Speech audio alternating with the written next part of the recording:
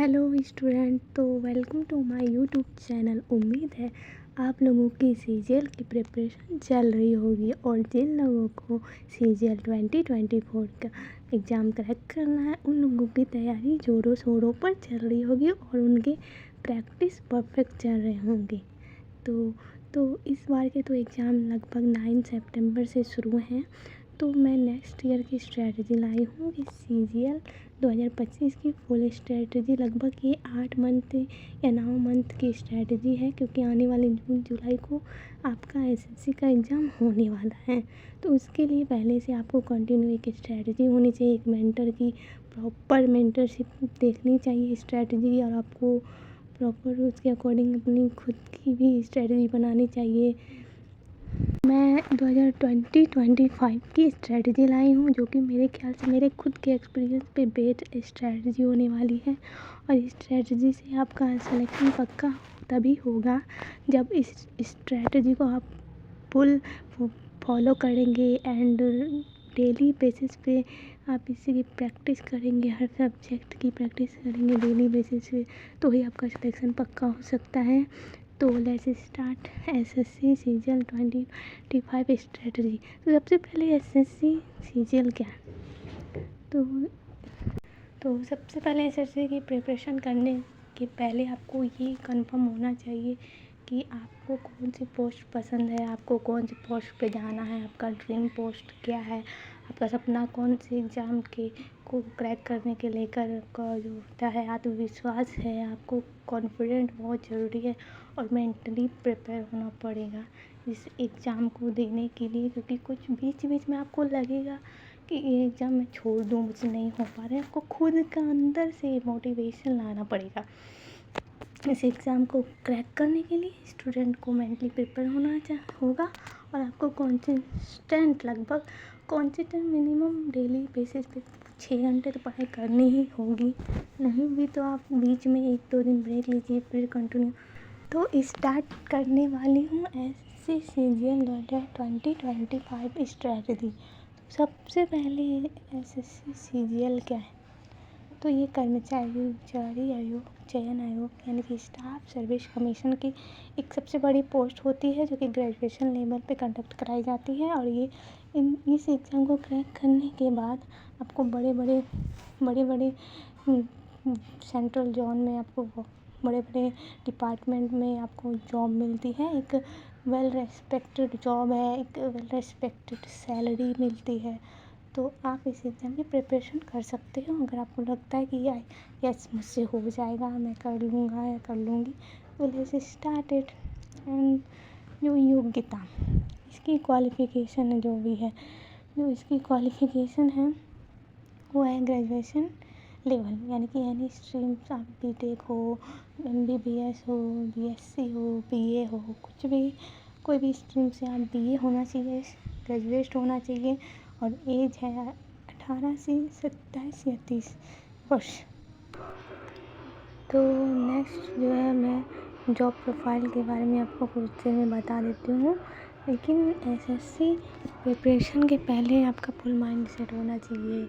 आप total book आप देख लीजिए कौन कौन सी बुक चाहिए, सारी बुक अपने जुगाड़ कर लीजिए, फिर सारे बुक परचेस कर लीजिए। और फिर जॉब को जाने के बाद जॉब प्रोफाइल मैं बता देती हूँ कुछ शॉर्ट में। लगभग शॉर्टकट में मैं जॉब प्रोफाइल बता देती हूँ। जैसा कि आप तो समझ ही गए कि बड़ी पोस्ट वाली वैकेंसी है 12 ग्रेजुएशन लेवल में। तो एएसओ की पोस्ट होती है, इनकम टैक्स की बहुत फेमस पोस्ट होती है, डबल आईएओ की पोस्ट होती है, और बहुत सारी CAG, CGPA, ATC etcetera etcetera बहुत सारी बड़ी पोस्ट देखने को मिलती है। तो आपका जो ड्रीम है कि बचपन से रहता है लगभग हर इंसानों की, अरे वो ये बनना है, मुझे वो बनना है, तो अपना ड्रीम पोस्ट सेलेक्ट कर लीजिए एंड देन एक दीवार पर अपना ड्रीम पोस्ट देख लीजिए कि मुझे वो गोल को अचीव करना है।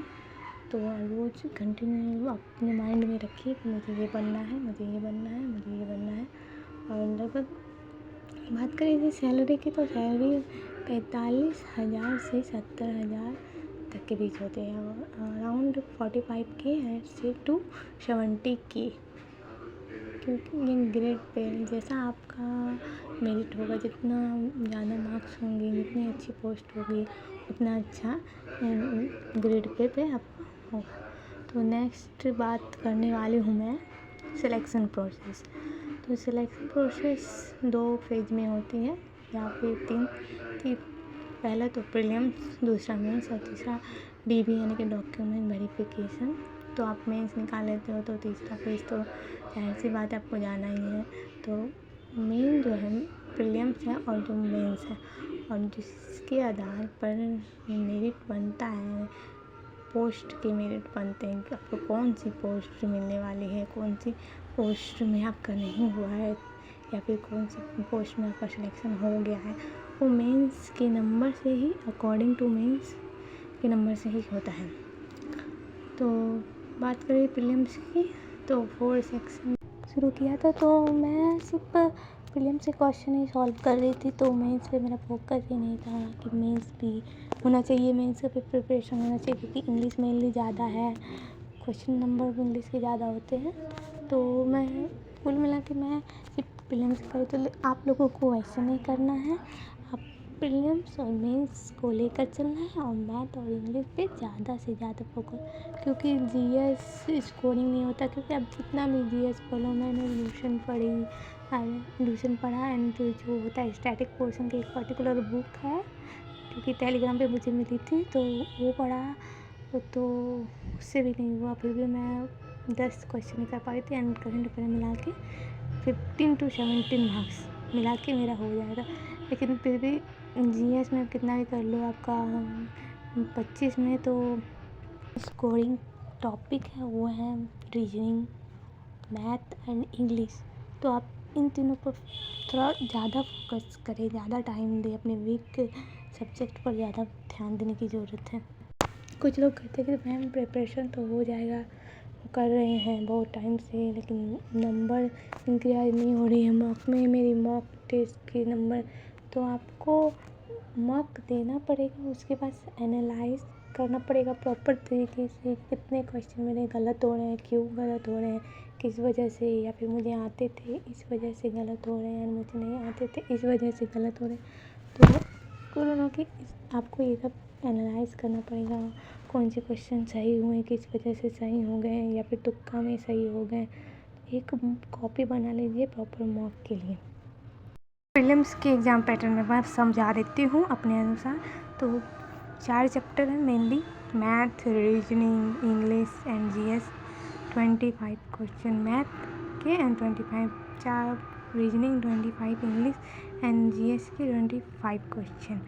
तो कुल मिलाकर जो है 100 क्वेश्चन अबाउट बनते हैं and 50 marks and 50 marks 15 marks, क्योंकि एक क्वेश्चन के 2 मार्क्स बनते हैं। तो कुल मिला के question of number of question 100 and marks total of 10 marks 200। तो आपको 200 का मार्क्स है और 1 घंटे का एग्ज़ाम है।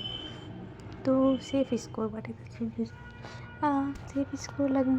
सेफ स्कोर बताने से पहले मैं कुछ बता दूँ आप लोगों को कि कुछ लोग सोचते हैं कि मैं प्रीलिम्स का तैयारी करूँगा, पहले प्रीलिम्स क्लियर करूँगी देन मेंस की प्रैक्टिस करूँगी। तो मैं खुद का एक्सपीरियंस बता रही हूँ, लगभग 2020 में मैंने शुरू किया था।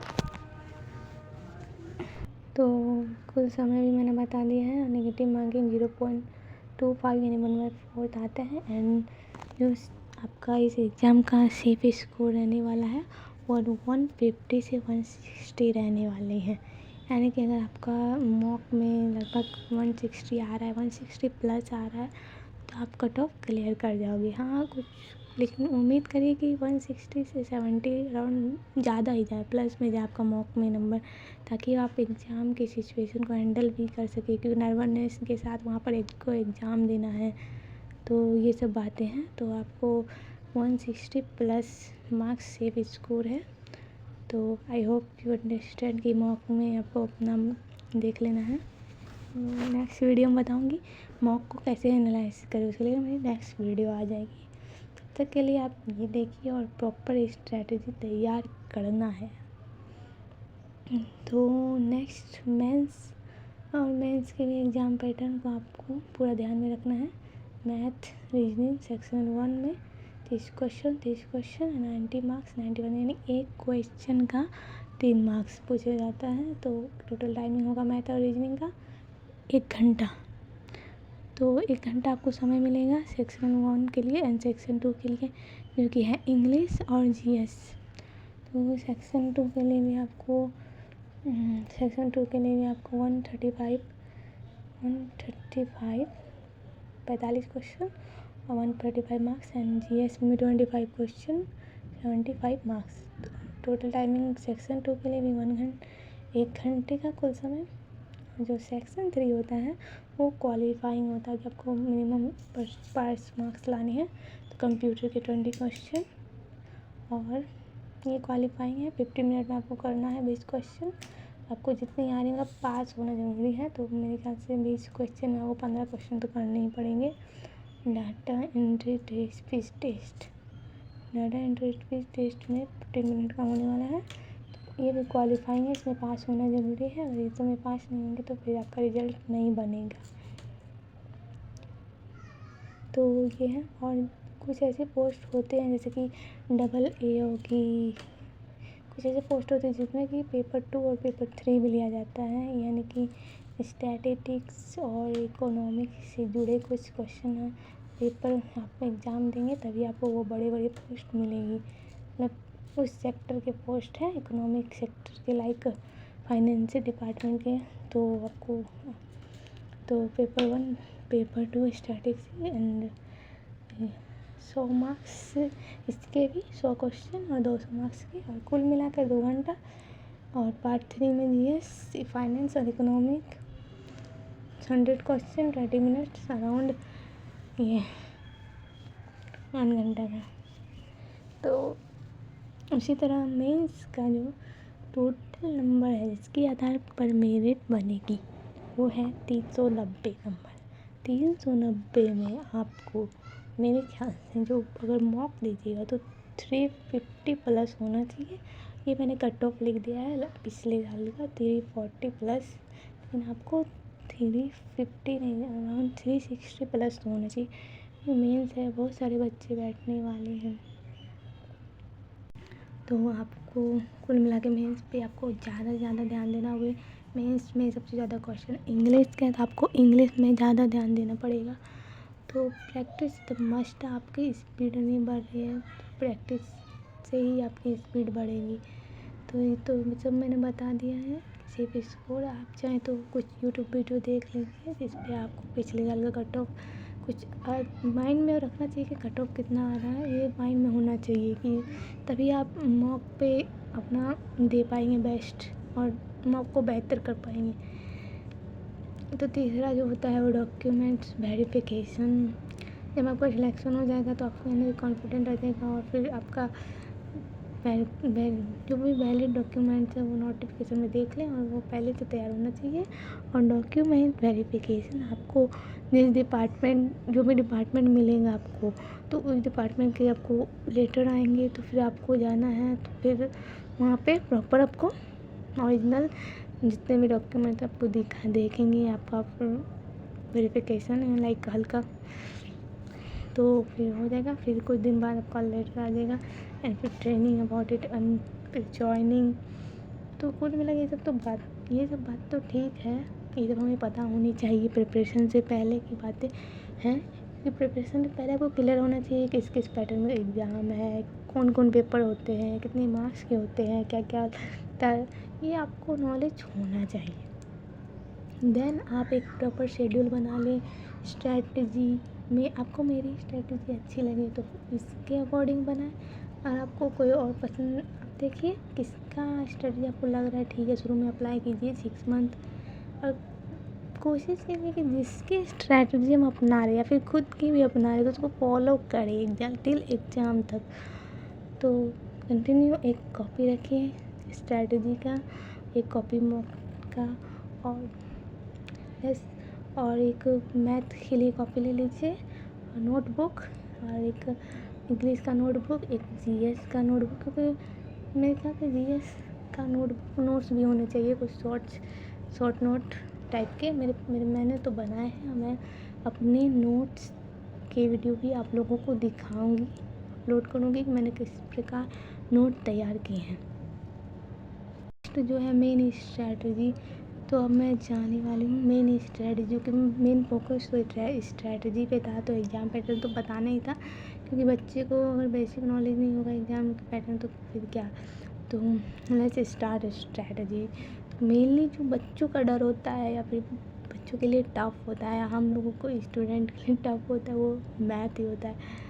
तो मैथ के रिसोर्सेज अबाउट मैथ देखिए, मेरे ख्याल से मैंने मैथ बचपन से ही बढ़िया बनाई, तो अच्छा लगता है बनाना मैथ एक, आप अगर सारे कॉन्सेप्ट क्लियर हो मैथ में और फॉर्मूला याद हो, तो मैथ के क्वेश्चन प्रैक्टिस करने में एक अलग मज़ा आता है कि नहीं हो रहा है, सॉल्व हो रहा है, मज़ा आ रहा है, हम ये क्वेश्चन आराम से हो रहा है। तो मैथ एक इंटरेस्टिंग सब्जेक्ट है अकॉर्डिंग टू नॉट मी, लेकिन मेरा तो फेवरेट सब्जेक्ट मैथ रहा है बचपन से ही। और मैंने मैथ में भी 10th में भी मैथ में हाई स्कोर किए थे और 12th में भी।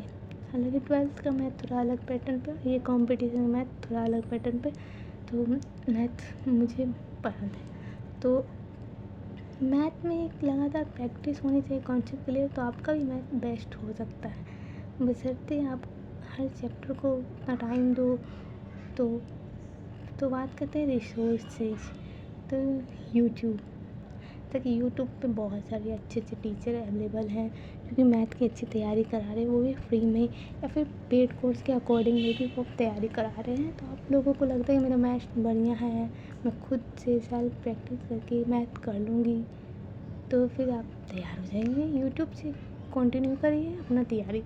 आपको लगता है नहीं मेरा मैथ वीक है, मेरे कुछ कॉन्सेप्ट क्लियर होने पढ़ने के बाद भी क्लियर नहीं होते, तो देन पेड कोर्स। तो मैंने अभी तक पेड कोर्स नहीं लिया है, मेरा यूट्यूब से ही लगभग मुझे लगता है कि 90% क्वेश्चन मैं सॉल्व कर लेती हूँ, और यूट्यूब के वीडियोज़ देखकर। तो बेस्ट यूट्यूब टीचर की भी वीडियो मैं अपलोड लाऊंगी, जिससे मैंने पढ़कर अपना मैथ इम्प्रूव किया। मैथ में मैं बता रही हूँ, मैथ तो थोड़ी सी ठीक है, लेकिन फिर भी जो होता है ना कि 15 क्वेश्चन तो नॉर्मल आदमी कर ही लेते, 25 में 15 तो कर लीजिएगा, लेकिन जो 15 के आगे जो होते हैं 10 क्वेश्चन जो आपको लगता है कि टफ है, उसके लिए आपको तैयारी करनी ज़रूरी है। तो मेरा वही इम्प्रूवमेंट मैंने भी लाया। ट्रिकोनोमेट्री एडवांस में मेरी उतनी पकड़ नहीं थी, था ठीक ठाक था। मेंसुरेशन मेरा परफेक्ट, ये जो होता है अलजेब्रा और ट्रिकोनोमेट्री मेरे वीक थे। तो तीसरी तक आपको कॉन्सेप्ट क्लियर करना बहुत ज़रूरी है मैथ में, और यूट्यूब से फिर से करें, और एक पर्टिकुलर एक नोट्स बनाना, मैं नोट्स मेकिंग, खुद की नोट्स कि ये कॉन्सेप्ट्स मैंने इस तरह से लिखे हैं और इस क्वेश्चन के ये कॉन्सेप्ट्स हैं। जैसे कि एक क्वेश्चन लिया, वो मुझे टफ लगा, वो टीचर ने कैसे सॉल्व किया, तो मैंने पूरा अच्छे से लिखा, फिर दूसरे दिन उसका रिवीजन किया, तो वो तीसरे दिन रिवीजन किया, कंटिन्यू मेरे दिमाग में बैठ गया वो। तो notes making in your own language, ठीक है। प्रैक्टिस बुक होना चाहिए, किरण या पिनाकल का। बेसिक कॉन्सेप्ट क्लियर करने पे ध्यान दीजिए, कॉन्सेप्ट क्लियर कीजिए और रिवीजन कीजिए कॉन्सेप्ट्स को। और जैसे कि आपने एक और प्रत्येक चैप्टर के सेक्शन मॉक ये तैयारी में एक बहुत अच्छा रोल निभाता है, बहुत अहम रोल है मॉक टेस्ट का, क्योंकि उसी से पता चलता है कि हम कितने पानी पे अभी हैं, कितनी तैयारी और करनी पड़ेगी, कितना रिवीजन और करना पड़ेगा, कितने कॉन्सेप्ट्स और क्लियर करना पड़ेंगे। तो जैसे कि मैं बता दूँ, आपको एक चैप्टर लेना है जैसे कि नंबर सिस्टम, और जैसे आप बिगनर हो तो नंबर सिस्टम लीजिए, आपको 10 दिन, बिगनर है तो 15 दिन दीजिए, और अगर कुछ तो मैं 1-2 साल से प्रिपरेशन में है तो 10 दिन दीजिए। फिर पहले सबसे पहले उस चैप्टर का यूट्यूब वीडियो देखिए, कॉन्सेप्चुअल वीडियो देख कर कॉन्सेप्ट नोट डाउन करिए, फिर उसको अगले दिन रिवीजन करिए, देन हो गया। एंड फिर कुछ क्वेश्चन लीजिए, फिर सेक्शन मॉक लीजिए, फिर उसको बनाइए, प्रैक्टिस कीजिए उस क्वेश्चन की, उस कॉन्सेप्ट से, कॉन्सेप्ट बेस्ड क्वेश्चन की प्रैक्टिस करिए, तो आपको लगेगा कि धीरे धीरे इम्प्रूवमेंट हो रहा है। और हर चैप्टर के 10 दिन देंगे तो टोटल हो गया 29 या 30 चैप्टर, अराउंड सब सारे चैप्टर मिला के 30 चैप्टर रखते हैं। 30 का 300 दिन के लिए आपको क्या 10 महीना 9 मंथ में आपका हो जाएगा मैथ। तो ये कुल मिला के मैथ के हुए। आपको लिख लेना है कि कौन सी बुक कितने देर में चैप्टर क्लियर करना है। प्रॉपर आपको स्ट्रेटजी में लिख लेना पड़ेगा ताकि आपको एक राउंड में आपको याद रहेगा कि जैसे नंबर सिस्टम बड़ा चैप्टर है थोड़ा, तो दसिम जैसे कि एलसीएम वो बहुत ईजी चैप्टर है। वो हो सकता है आपके लिए हार्ड हो, बट अपने अकॉर्डिंग फिर 5 दिन या फिर 10 दिन देना है। तो जैसे कि बहुत हार्ड चैप्टर है तो थोड़ा ज़्यादा प्रैक्टिस करनी होगी आपको, तो उस हिसाब से अपना टाइम मैनेजमेंट कर लीजिएगा। तो टाइम मैनेजमेंट भी बहुत ज़रूरी है। तो नेक्स्ट हम इंग्लिश पे आते हैं। देखिए, कोई भी चैप्टर पढ़ने का तरीका होता है। जैसे कि एक चैप्टर मैंने लिया, वो था कौन, इसकी नंबर सिस्टम दिया। तो सबसे पहले नंबर सिस्टम के बेसिक कॉन्सेप्ट्स को देखिए यूट्यूब से या फिर पेड कोर्स से।